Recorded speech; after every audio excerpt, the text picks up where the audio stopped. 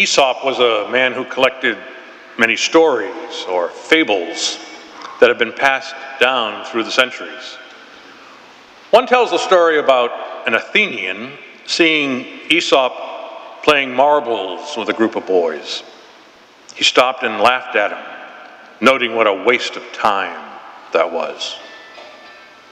Aesop then placed an unstrung bow, as in bow and arrow, an unstrung bow in the middle of the street, and asked the Athenian to explain the symbol.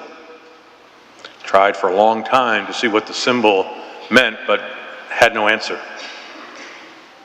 Aesop said, "You'll soon break a bow if you always keep it bent, whereas if you unstring it, it will be fit for use when you need it."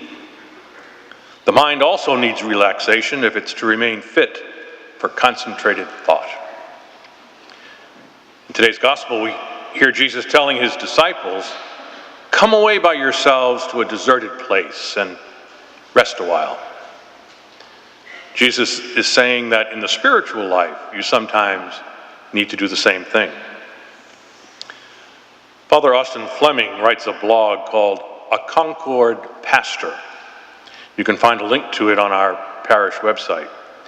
He encourages his readers to spend 10 days, 10 minutes a day in prayer. He urges them to find a quiet place and perhaps read a scripture passage slowly until a phrase catches your attention, and then reflect on that phrase. It's sometimes called Lectio Divina, or sacred reading. But he also says you can just be quiet during the 10 minutes. Maybe this week we can try this. 10 minutes out of the 1,440 minutes that make up a day. I know for some, especially if there are a lot of kids or grandkids around, this can really be a challenge.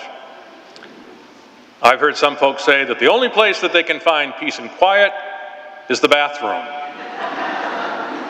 Well, if that's the case, so be it.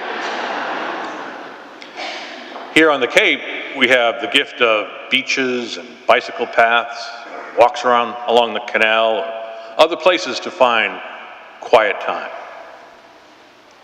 There's a prayer written by Wilfred Peterson that is appropriate in listening to Jesus invite us to find a quiet place to rest and pray. It goes like this. Slow me down, Lord, slow me down. Ease the pounding of my heart by the quieting of my mind. Give me, amid the confusion of my day, the calmness of the everlasting hills. Break the tensions of my nerves and muscles with the soothing music of the singing streams that live in my memory. Help me to know the magical restoring power of sleep. Teach me the art of taking minute vacations, of slowing down to look at a flower, to chat with a friend, to pat a dog, to read a few lines from a good book. Remind me each day of the fable of the hare and the tortoise, that I may know that the race is not always to the swift, that there is more to life than increasing its speed. Let me look upward into the branches of the towering oak and know that it is great and strong because it grew slowly and well.